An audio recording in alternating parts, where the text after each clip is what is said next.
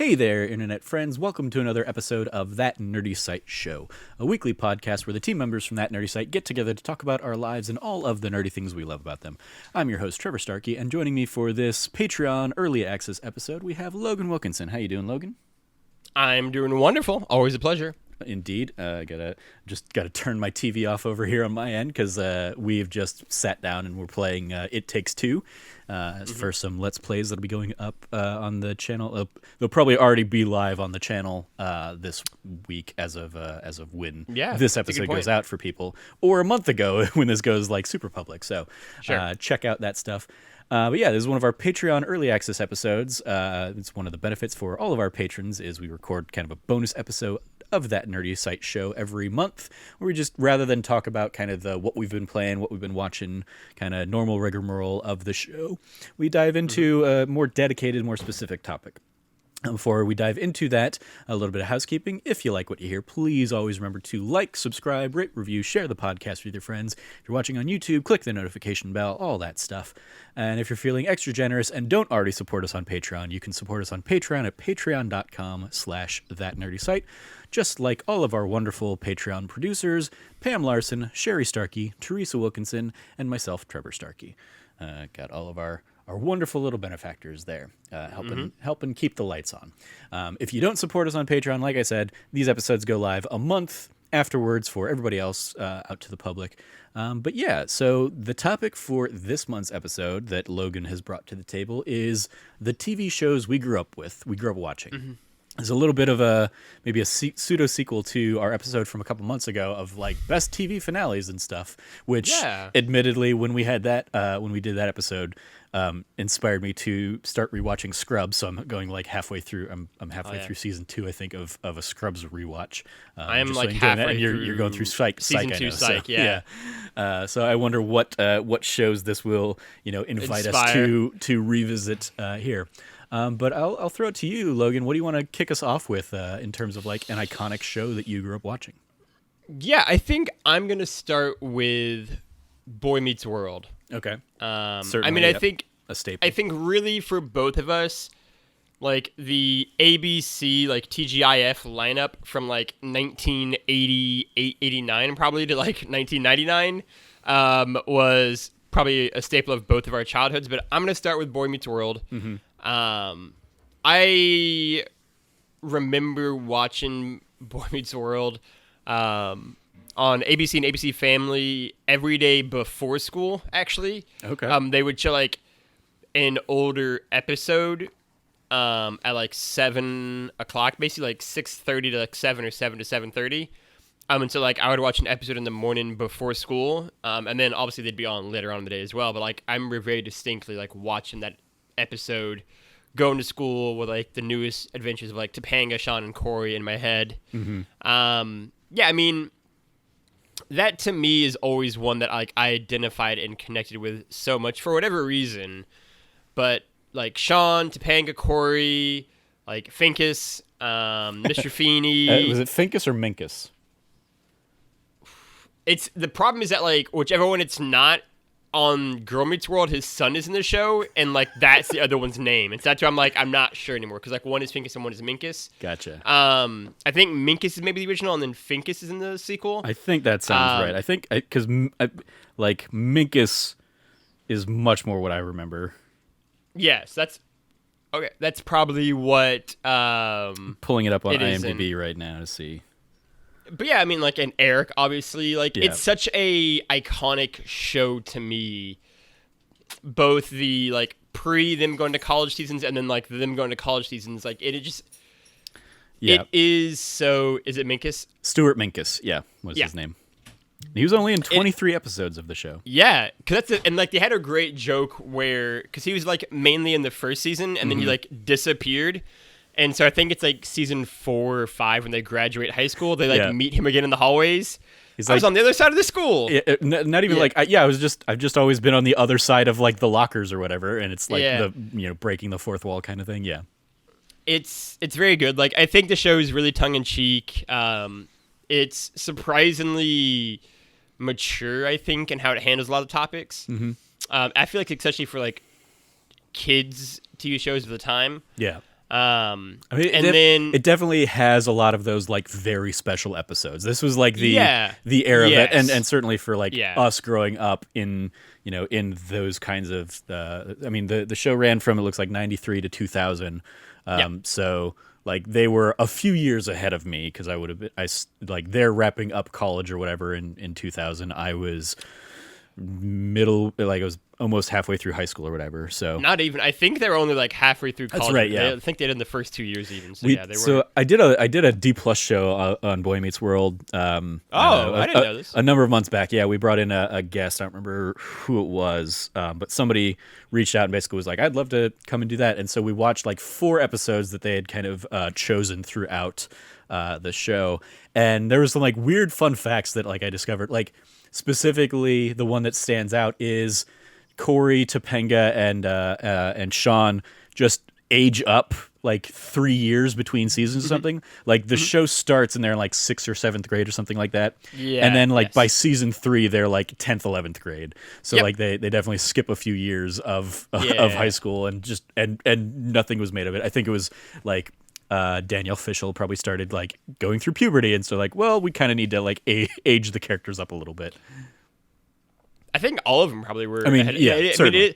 It is funny that is very much the case. Like it's most prominent in like season 1 to 2, where like they're in like 5th or 6th grade, like they're young in season 1, and then season 2 I think is them either in junior high immediately, or it's like their first year of high school, and then obviously by like season 4 or 5 or whatever, they're like graduating high school, and that math does not add up. And then I'll see if I can pull up the thing, because it gave the breakdown of like in season 1 they're in this grade, and then by season blah blah blah they're by such and such a grade. So I'll see if we can identify it. But yeah, it was definitely like it was a fun one to do a D+ show on, especially because we don't often do like TV shows. So it was one of those where I was like trying to figure out what the format for doing a TV show was. I'd forgotten that Boy Meets World is on T+. I would love to do something like that again. There are a few episodes I think could be a ton of fun. Exactly, and like one of the episodes we did was like the iconic Halloween episode. Yes, absolutely, yeah. Yeah. Okay. Corey, Sean, and Topanga skipped 9th and 10th grade. In season 1, they're in 6th grade. Season 2, they're in 7th grade. Season 3, they're in 8th grade. In season 4, they're in 11th grade. In season 5, they're in 12th grade. And then season 6 and 7, they're in college. So yeah. I think for me, actually bringing it back to the original topic that we kind of had arguably spawned this from like months ago of the best and worst series TV finales. Boy Meets World is a great series finale, right? Like to me, it's like iconic. Like that whole final scene back in Mr. Feeney's classroom, where they're all sitting in their original seats from like that very first season as well, and then his whole speech to them, like to each one of the kids gets their own moment, and then like the final kind of monologue that George Feeney gives, right, and his whole thing of like, do good, and Topanga's like, you mean like do well, and like, no, I mean do good, right? And like it's very like chitsy whatever, but like it's such a good line. And obviously the actor they have playing George Feeney, whose name eludes me right now, but William was also the voice of Kit from Knight Rider, like, and also like an accomplished actor in his own right. Like he popped up in one of the Scrubs episodes in like the first season. Yeah, and like he's just has such a presence, I think, to him, and he delivers that whole speech, I think, so effortlessly and so well, with so much heart and power behind it. Like it does feel like, because obviously it's what happened in this case, like these kids really did grow up probably like looking up to him as a human being, right? And so it was a nice, I think, moment to kind of give it all off to him. It is like easily one of the most like memorable, burned into my mind series finale like moments. But I think the entire arc of Boy Meets World is great. I think Corey and Topanga are such a great couple, right? Like they're for me at least. Again, these are TV shows obviously from my youth. They're kind of one of the like archetypal will they won't they not even will they dynamics and like couples. Sean is great. Eric is fantastic, and an early instance in my life of seeing the like Stifler effect that they talked about on like Kind of Funny back in the day, where like he gets gradually stupider as the show goes on. Yeah. But like the first few seasons, like the first like 3 seasons of Eric Matthews, he's so cool. Like he's such a like awesome, cool older brother who still like gives you good advice, and then he becomes like kind of a buffoon. But those first few years, he's really great. Yeah, I just looked up the old doc from that D Plus show. It was episode 17. It was me, Cameron, and Robert Mims, aka Rave Lord Nitro, Naito. From Session Zero, is one of his projects. And he came on. We talked about Back to School from season 2, the first episode of that. Season 3, episode 20. I Never Sang for My Legal Guardian, which was like a very like, I believe that's the one where like Sean basically gets adopted by Mr. Hunter. Yeah, or not Mr. Hunter, the teacher, Mr. Turner. Yeah. Who also like ends up just kind of disappearing. He gets in a motorcycle accident and they never go back to it. Yeah. But he did return in Girl Meets World, as I understand it. Yes. And then there was Sean in season 5, which was I believe that's the Halloween episode, and Be True, which was a college episode. And I believe Robert specifically picked that one because it was just like one of the notoriously like worst episodes of the series where they're just kind of spinning their wheels there at the end. But yeah, so you can go check out kind of extended Boy Meets World thoughts. And I do appreciate that, yeah, because I kind of went with that format of like, let's pick 4 episodes to kind of like spotlight. We can absolutely do another episode just looking at a different 4 epides to dive into some of that stuff. I mean, Boy Meets World was certainly like an iconic series for me. And when we like did that episode, I went back and rewatched a lot more episodes than just those 4, just to kind of like have it, playing in the background and stuff. It's certainly fun to revisit. And yeah, there was there were so many elements of that show. There's the guy who does Zach Morris's Trash, I believe, on YouTube, also has another series that is like a very special episode, and has done a handful of episodes dedicated to like very special episodes of Boy Meets World. Like one in particular that comes to mind is like when Sean joins a cult. And dealing with that. But yeah, certainly the Halloween episode was easily the most iconic of that batch. William Daniels, I believe, was Mr. Feeney. Yes, that's exactly right. Double check. The minute you said the name, yeah, I know that's right. William Daniels, Mr. Feeney. It was definitely like you said, the that kind of like TGI Friday block. Yeah. In particular, like we talked a little bit before we started recording. Like Full House was another part of that, and like Family Matters, and I definitely Family Matters. Watched a ton of those shows, but like for whatever reason, very little of them actually like stay ingrained. But so many Boy Meets World storylines stay ingrained. Yeah.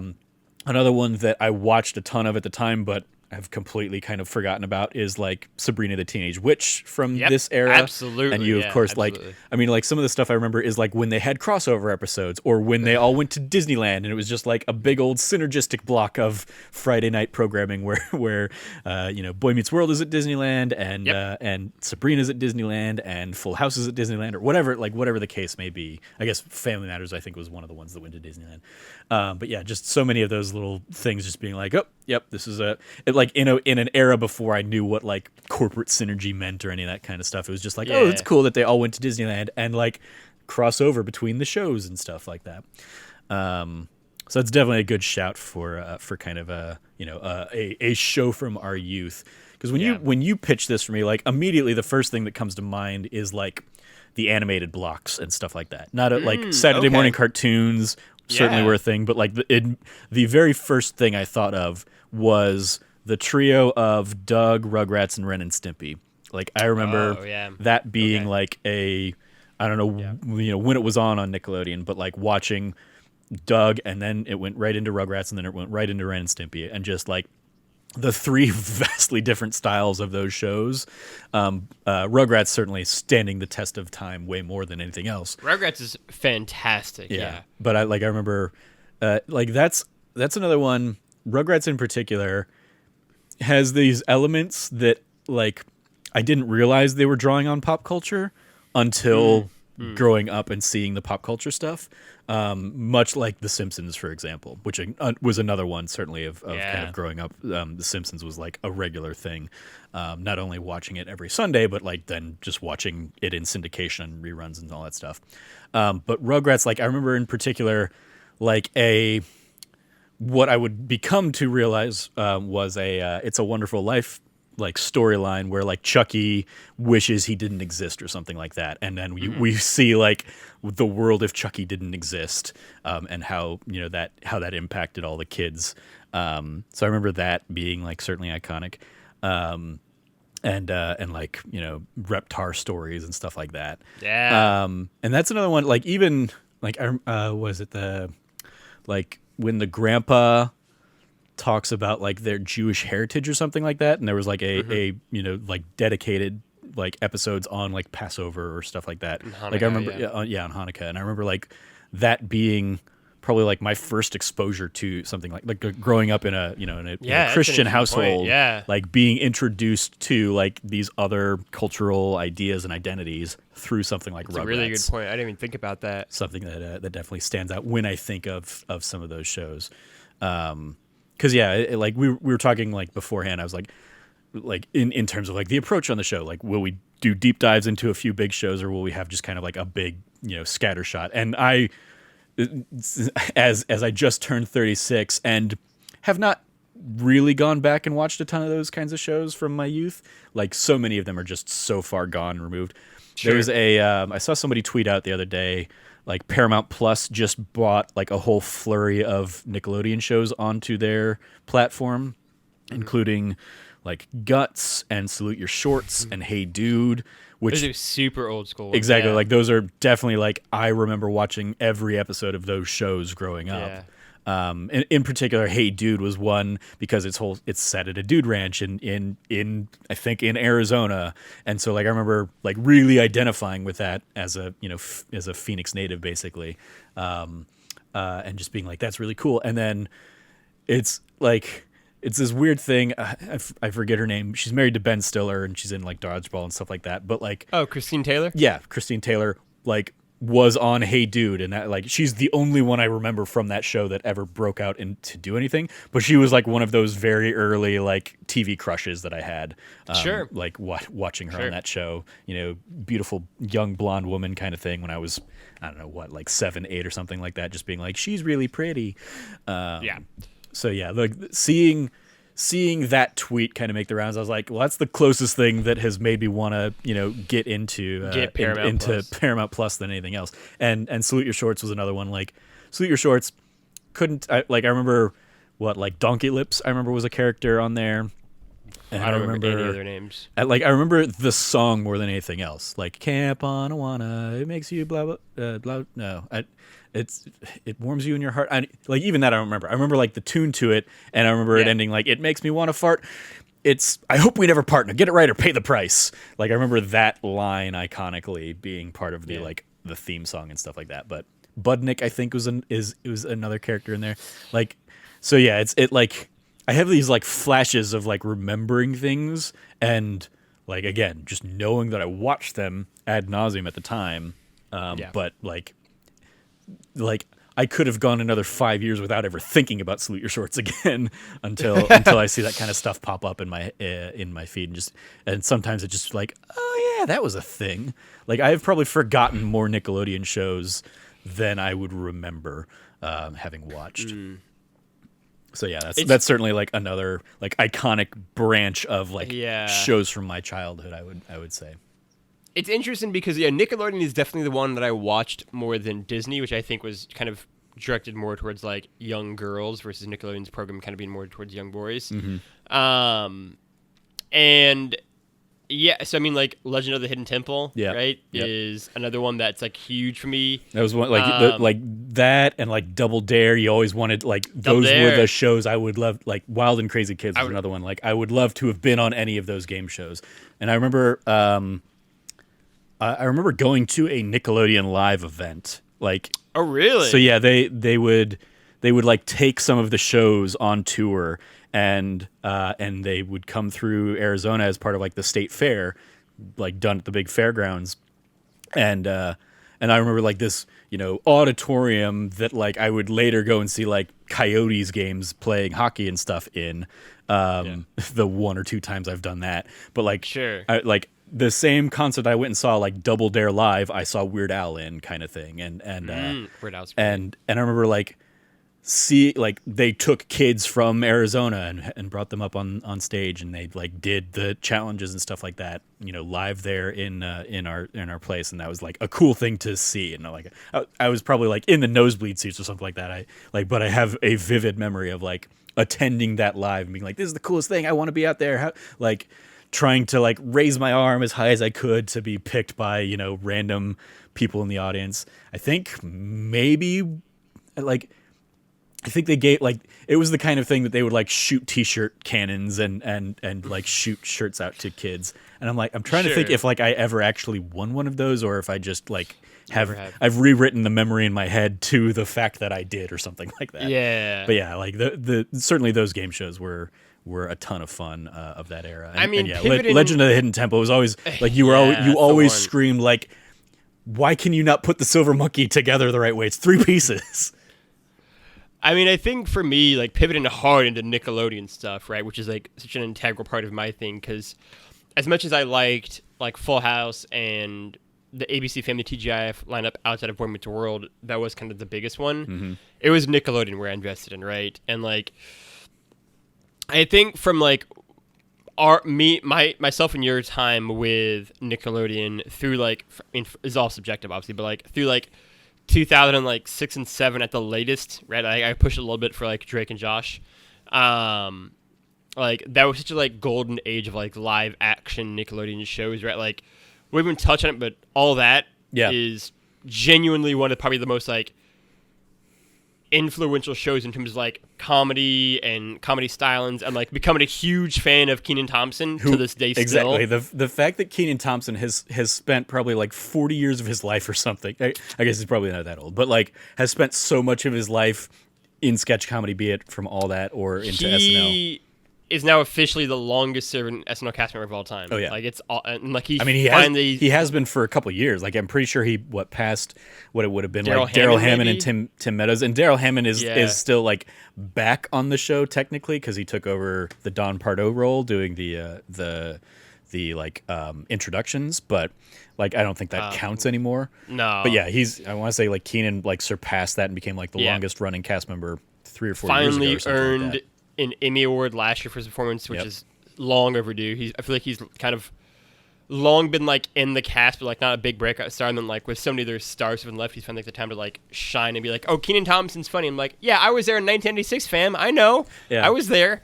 It's not even that like Kenan, and he doesn't even like still doesn't have like any huge breakout roles, and like he doesn't like he's not a great impressionist or anything like that. So like a lot of it is just he does a great job as being like the straight man in so many of those sketches. His biggest stuff these days has probably been like the Black Jeopardy stuff, which has been great.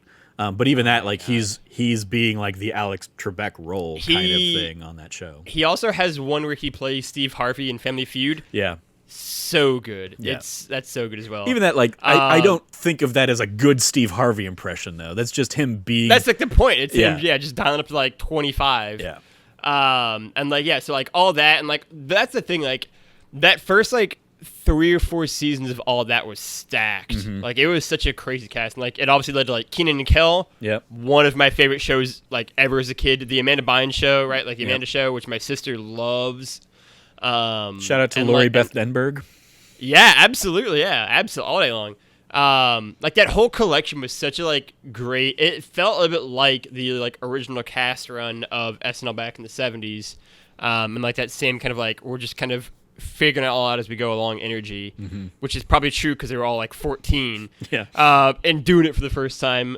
And like leading into that, like Ned's Declassified as we get into like the 2000s, another one for me, like Drake and Josh. Yeah, those are like the beyond my era of sure. And Drake and Josh is great, even if it is just like they just ripped off Kenan and Kel and did it again.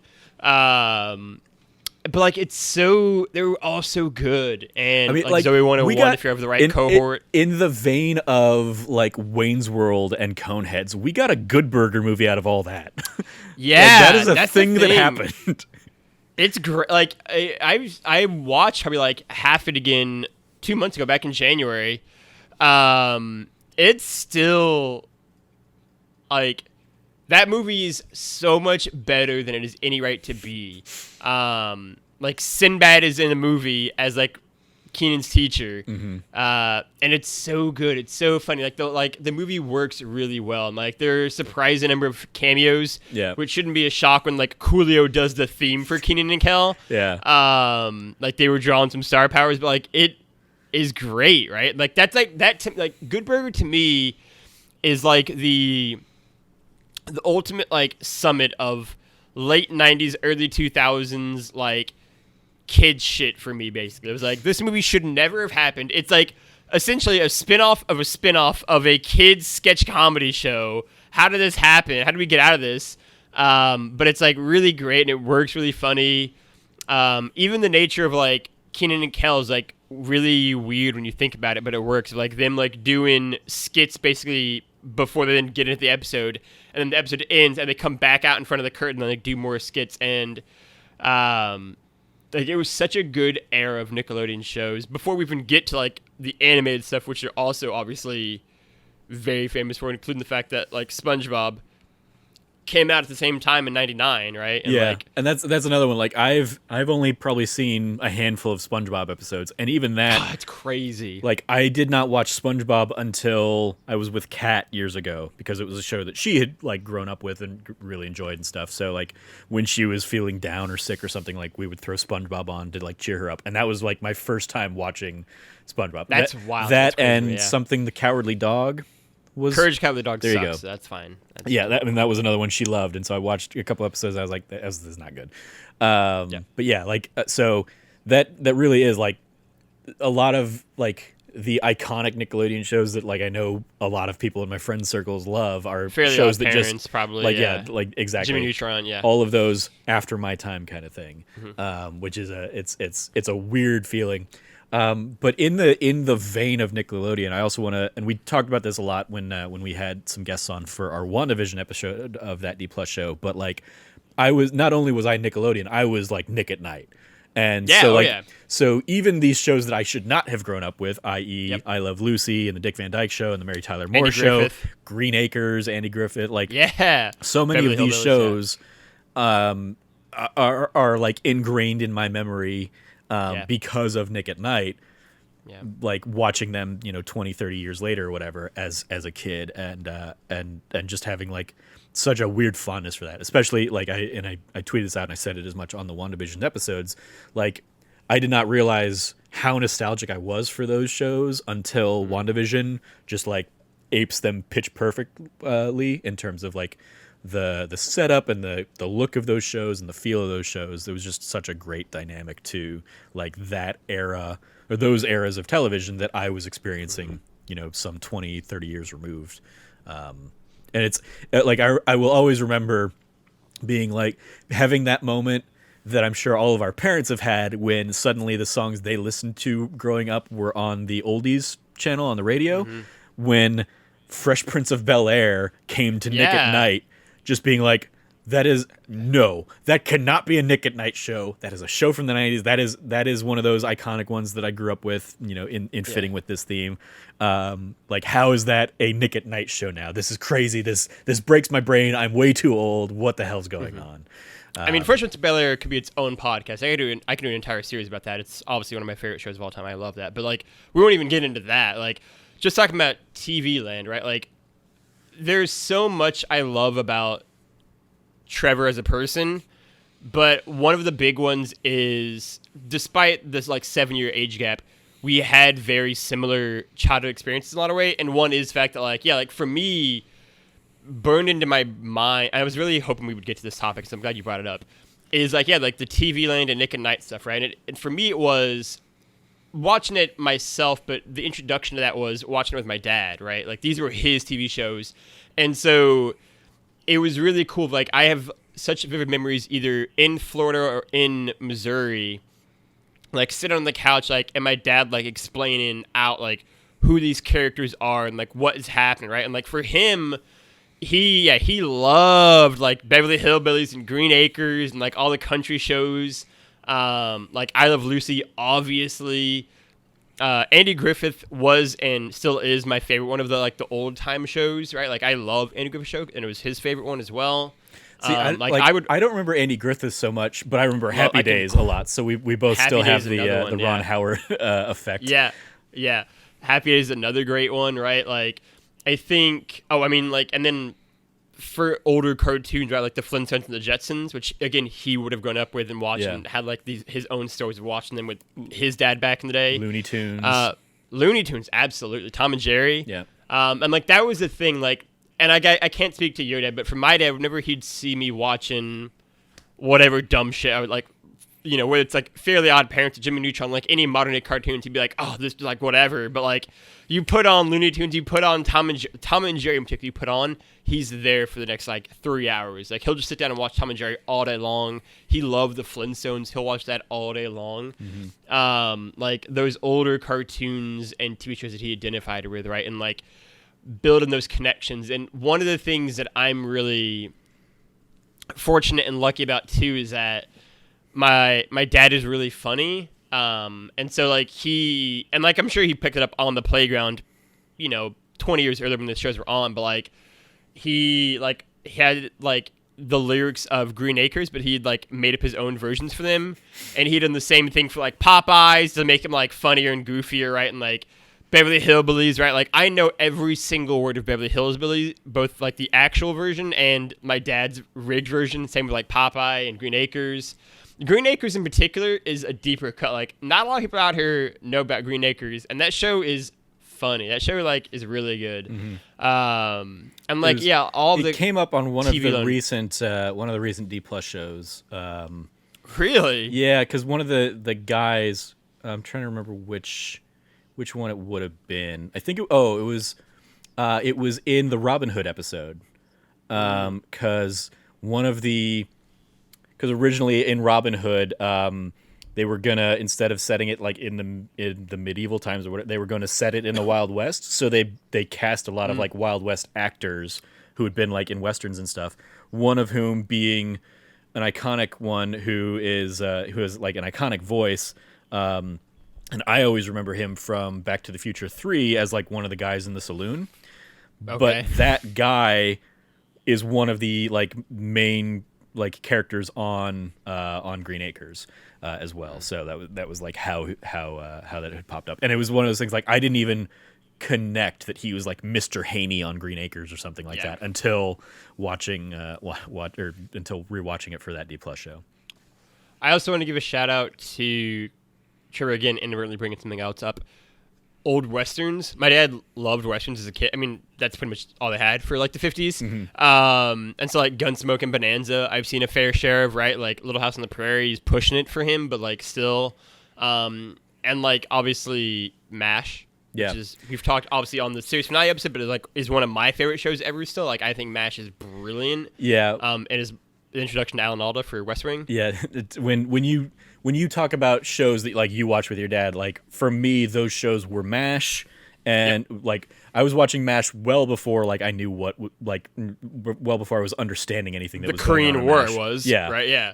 And Star Trek the original Star Trek, the original series was one that my dad loved, and we would watch. Wow, yeah. Like we would watch I've probably seen every episode of the original series, and I would watch that with my dad. I've forgotten more about the original series, I'm sure, than I remembered. But like iconic memories would be like watching the Triple episode with him or something, and just loving that as a kid growing up. So like when those series like started coming to DVDs and stuff like that, that was always like a good Christmas gift for him. I could get him that like box set of the first 3 seasons. Like when and it was a cool thing that I think he got to like invest in when I was growing up, because that was when The Next Generation came out, and like so we watched those episodes together. And again, like I probably wasn't picking up nearly as much as I was, and it was more just like a thing we were doing, around dinner or something together. Like that. and so he certainly knows way more of it more.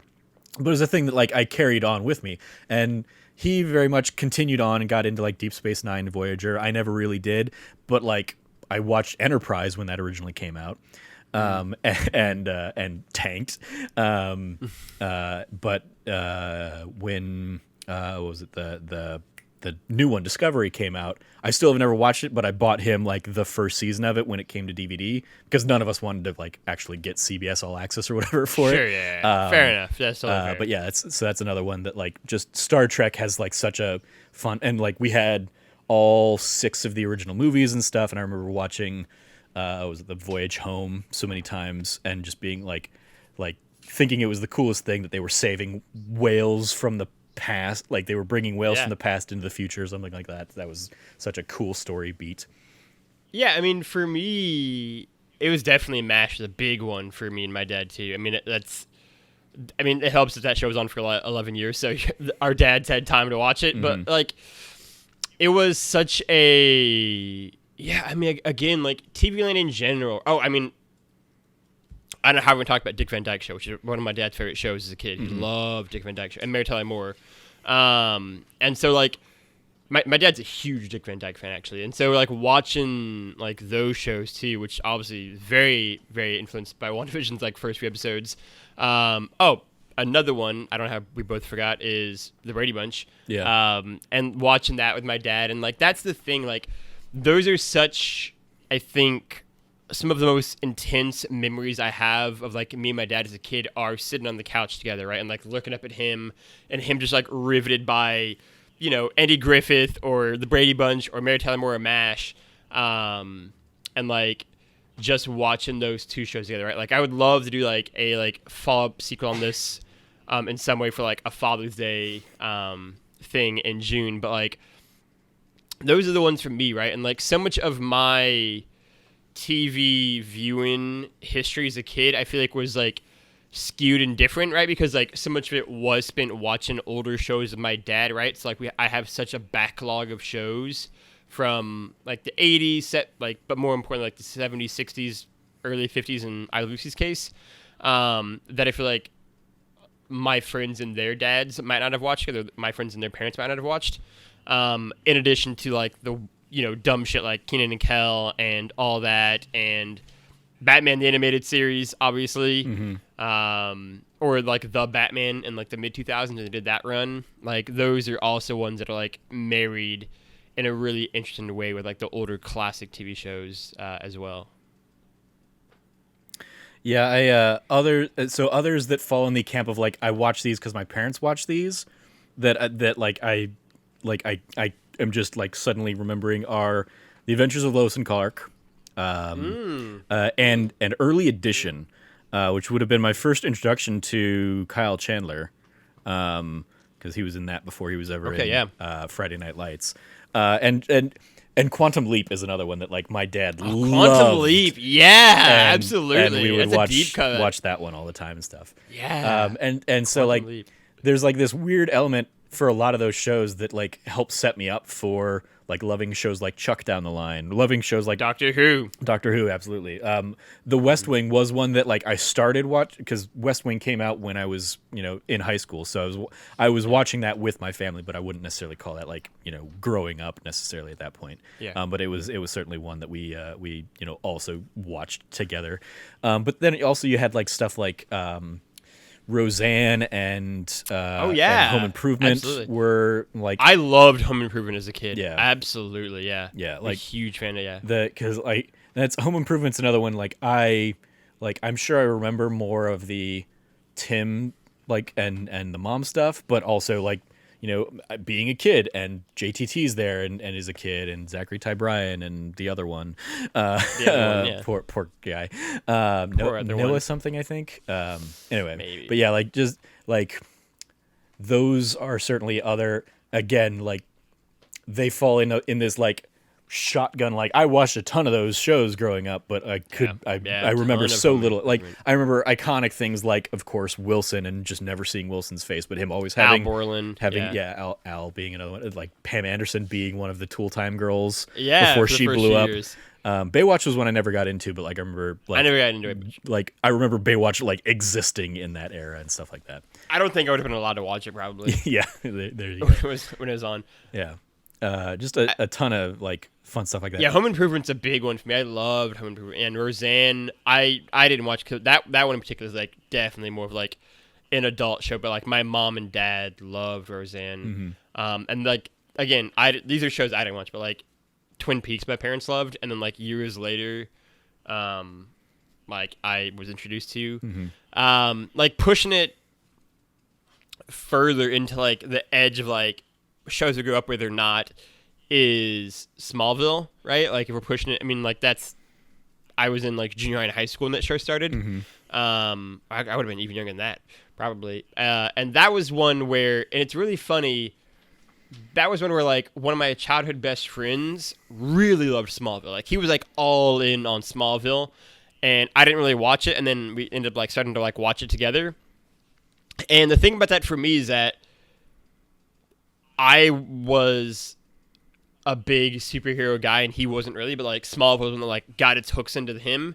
And so like I remember watching Smallville for like first like 3 or 4 years, which would have taken me into high school at that point for sure, probably. And like that being such a cool, again, like not to be like an old man, but like you've no idea what it was like in like 2005 if you liked superheroes. Like you've no idea, like it's been like we're never gonna get another live action thing like this, right? Especially if you like Superman, which like I didn't really, but like even so, like we hadn't had a Superman movie in like 20 years by that point. By that time, like this was a live action Superman. This is a live action Clark Kent. Like this is it. And like that show's depiction of like Lex and Clark, and just like in the era of like where we had basically X-Men and Spider-Man movies before that, basically, and that was it. And then Smallville, that's what we had for superhero content, and like that being such a thing. And the Batman movies of like the 80s and 90s. Of the 80s and 90s, right? But even those had stopped by that point. It's the thing. Yeah, so we didn't even have him anymore, and like it was such a like huge show at the time. Like it felt like such a big deal, and like just like gushing around with like the guys like at school afterwards watching Smallville and like getting that introduction to superheroes, right? Like that was one of like the big, and that was also like Smallville to me also marks like kind of the transition from when I was watching like kids programming to like now I'm transitioning into like more like teens to like adult TV shows, and so also kind of marked the end of that era as well. Yeah, I'm trying like. I mean, a pair of like the big last ones that I was watching, and I was probably like too old to be watching these shows, was like Mighty Morphin Power Rangers and Pokemon. Like I remember watching those in like high school, and like I ended up, befriending another kid who also enjoyed them, but like we had to kind of like hide the fact that we enjoyed them because we were like too old to like be watching those and enjoying those on a weekly basis. Like we should be, doing other things on our weekends. Like we should be out dating girls or something like that. Or that was like the mentality. Instead, we were, sitting there playing Pokemon and watching Power Rangers and stuff like that. But even there, like I like when I think back on those, I really only watched like the first 1 or 2 seasons of them. But it was still like there was like a stigma attached to some of those things for where I was in like beginning of high school or something. I have such a vivid memory of, because for me the last two like I can tell you like the last 2 shows I watched were like kids shows were again Ned's Declassified and Drake and Josh. And they both started in like 2004. And so for point of context, I was 12 years old. So like that was like, all right, cool. Like these are shows that we still watch. We still watch Nickelodeon shows. This is what we're doing, right? And they both ended like around the same time in like 2007, like the summer of 07. And by that point in time, I was now like, I would have just ended my sophomore year of high school like that summer. So I would have been going into like junior year next. And so like I remember like the year or two even before that being like, these are like the only things I watch at Nickelodeon, but like over time gradually mentioning that fact less and less, right? Like I watched them for the whole run. They were only 3 years. But like the friend group who also watched them would like shrink in over time as like they began to watch other like Mad TV or like Spike TV and like other like, crazy guy like shit things. And I was watching Ned's Classified and Drake and Josh. And so like when they both ended in 07, there's like a whole big like the last episodes, I remember having a very serious at the time like conversation with myself, being like, all right, like this is it. I am making the break now, right? Like the shows that I watch are done, right? Like Drake and Josh is over. Okay, cool. I'm not gonna watch iCarly. Ned's the Classified is done. All right, cool. Like I'm not gonna watch like big time. Like I was like very clearly being like, all right, cool. I'm in high school now. I've made it. These were like grandfathered in. I'm making that clean break. Like I hadn't picked up any new things. I'm done. And so like I remember having the moment being like, all right, cool. I'm done with kids shows right down now, right? Because like even going back to like, and like whatever the hell that means, right? But like I remember, because like SpongeBob was a huge one for me, right? Like I adore SpongeBob SquarePants. But even that like kind of worked out for me to like have a break, right? Where like I watched that show religiously when it was on. And the thing about SpongeBob is that in 2004, the show took a break and the movie came out, and the movie was originally meant to be the finale of SpongeBob. So like the showrunner, like he directed it, I would assume, and like wrote, but definitely wrote it and did all the stuff for the movie, and then like left. And there's a like 2 or 3 year gap in between SpongeBob episodes from like '04 to like '06, '07, and that worked out for me. It was like, all right, cool. Like the movie, I watched the movie up until this point. I've loved the show's like perfect. I watched it, did all that stuff, and then like I had 2 or 3 years where like they didn't have new episodes until like I got to like kind of take that break as well. And it's just such a like it was such a good breaking point for a lot of these things. But like man, like even like the Batman, right, which is like a mid 2000s Batman spinoff that was actually kind of cool. Like not enough people talk about it because of how much people talk about the animated series, but like the Batman was kind of neat, and it was like it did like cool like interpretations of a lot of the characters, and it was really neat before it got like kind of bullshitty and brought the Justice League in the later seasons, which I don't like. But like those are kind of like the last few shows I remember watching, like animated or otherwise. It would have been like Batman for like WB cartoons, Jackie Chan Adventures, right? Like Rocket Power if we're going like earlier back for Nickelodeon stuff. I loved. But yeah, by like the mid 2000s, I was like phasing out of a lot of them. Yeah, the last one I really have that I would want to probably dive into until like Okay. until like a ton more kind of like rush to my mind, especially like part so two. so an element of that I've been looking up like some dates and stuff, and like me saying like Mighty Morphin Power Rangers that originally ran in like 93 to 95, so like I was 8 to 10 in that era, so it was not like as late as I was thinking it was, but it was still like I kept watching it into high school probably, or I was like rewatching reruns or whatever Old into episodes. high school, and I shouldn't have been watching it anymore. But and I alluded to it earlier. Saved by the Bell, of course, was like an iconic Oh shit! thing Yeah. that like I have a newfound Morris. appreciation for in the whole Zach Morris's trash, where they just kind of go through episodes and point out like what a terrible character he was. But yeah, like Kelly Kapowski was another one that was like just immediate like teenage crush or like elementary school crush or whatever it was. She was so beautiful and stuff like that, and like obviously like not wanting to identify with Screech, but probably identifying with Screech more than I wanted to admit to, or something like that, as the nerdy kid that was, out there helping in AV club stuff like that in elementary school, in being in our our advanced program or whatever, and like helping run the morning announcements I did. I remember that being a thing. So yeah, like just so many like iconic memories of Saved by the Bell, and just like that was the after school show that I would just watch, on repeat kind of thing. And it was always cool with like when they went to like the beach resort for the summer episodes and stuff like that. And then like piecing together that their boss at the beach was Pumbaa in Lion King was like, mind blowing to me and stuff like that. Yeah. And then like Leah Remini going on and like being in The King of Queens that like my parents would watch and stuff like that. Like getting to like seeing these other people kind of have their careers and stuff. But yeah, Saved by the Bell was certainly like one of those like just iconic. Like I came home from school and I would like put that on, or I would play video games, and that was like my after school routine before I started doing homework. Yeah. Zach Morris is the epitome of cool as a kid. That was another one that was like, there had to been some sort of like ABC thing they did Where like that was another one where, along with Boy Meets World, it would be on early in the morning, like before I would go to school. They would like show an episode of that, and then like they'd all obviously have like a shit ton of them on after school. But yeah, like Zach Morris was like he was cool. Mm-hmm. He was the essence of it, grown up as a kid, in like the '90s. And so yeah, like absolutely, like Save It was a great pull. Like again, they had. Like Boy Meets World, like the college years edition. Yeah, exactly.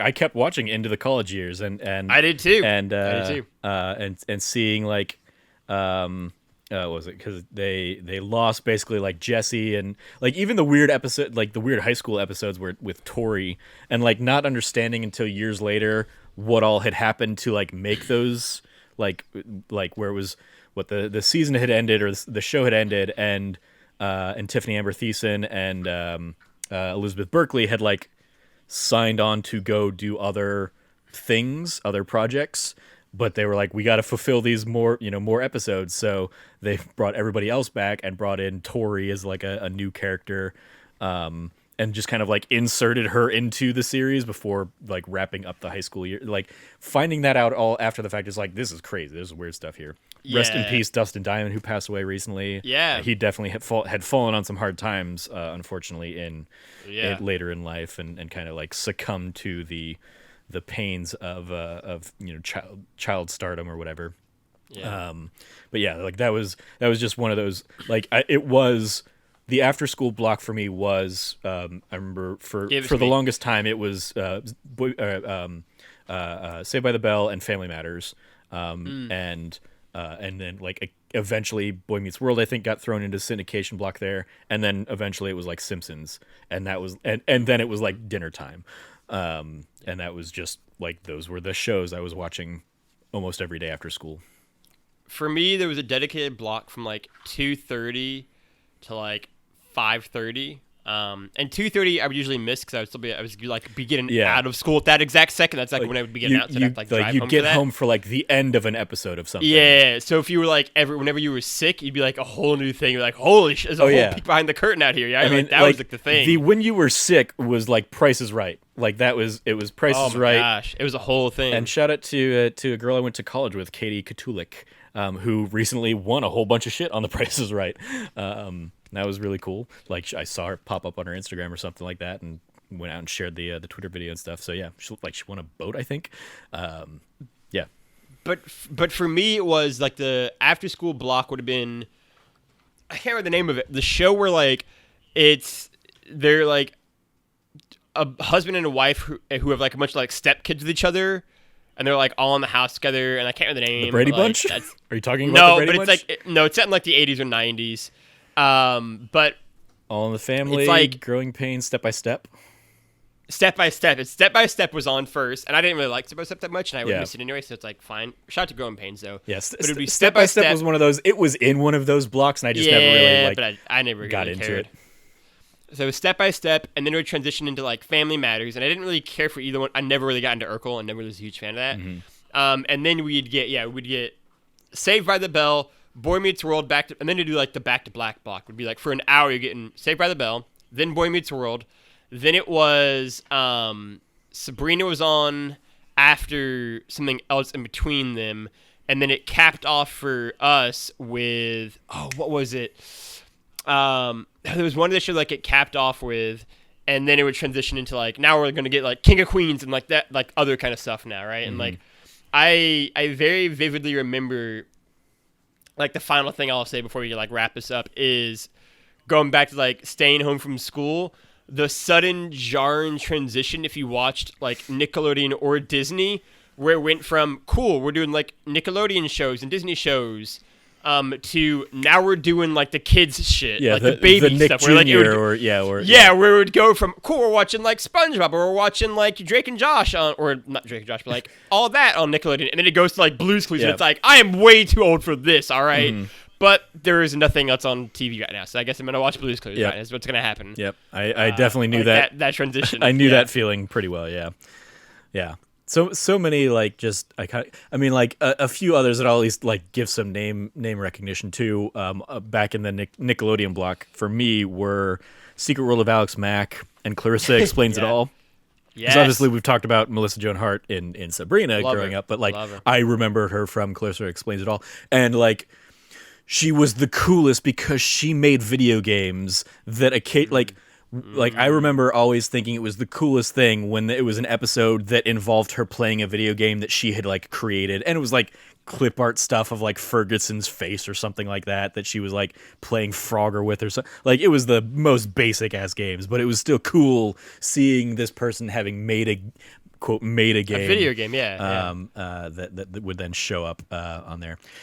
You also have, of course, iconic things like Sesame Street and like Mr. Rogers' Neighborhood and stuff Mr. like Rogers' Neighborhood, yeah. That also, we could do, again, like I also think of like Ghost Mr. Rider Rogers. was a show that I remember like really enjoying for whenever the rare time that I got to watch it was. I thought it was like just a cool idea of like this. There's a ghost that's helping like solve clues for them, but it was like a weird like they had to like untangle the word or something, like it just weird stuff. But like another thing that is just like ingrained in my brain somewhere deep down. And of course, like other, like I said, like a couple more shows, but now I'm just like spewing out. We could like, do this forever. We could easily do a whole other part of this. Yeah, Teenage Mutant Ninja Turtles, the animated series, X-Men, the animated series, all like so many of those like early '90s cartoons and stuff like that. Of course, were iconic in that same boat. But yeah, just such. We had some really good stuff growing up that I'm sure like is crap if we went back to watch it now or something like that. But a lot of it's not the thing. Like a lot of it, like, and some of it's coming back. Like Animaniacs is like was great then. Like I watched a handful of the episodes the new episodes that came out, and it's like cool to see that come back. And Looney Tunes Juniors, like Tiny Toon Adventures. Tiny Toons. Thank you. I was trying to figure it out. Yeah. Yep. Tiny Toon Adventures. What was it, Summer Vacation or something? Like whatever the movie was like in our VCR. It lived in our VCR one summer or something like that. Yeah. And it always stays with me because that was where I learned this whole like make a wish when you go through a tunnel and hold your breath, and if you like hold your breath through the whole way, it'll come true, because they do that in that movie, but it's like an endless tunnel or whatever, and so they're turning all sorts of colors of blue before they get done and stuff. But I would.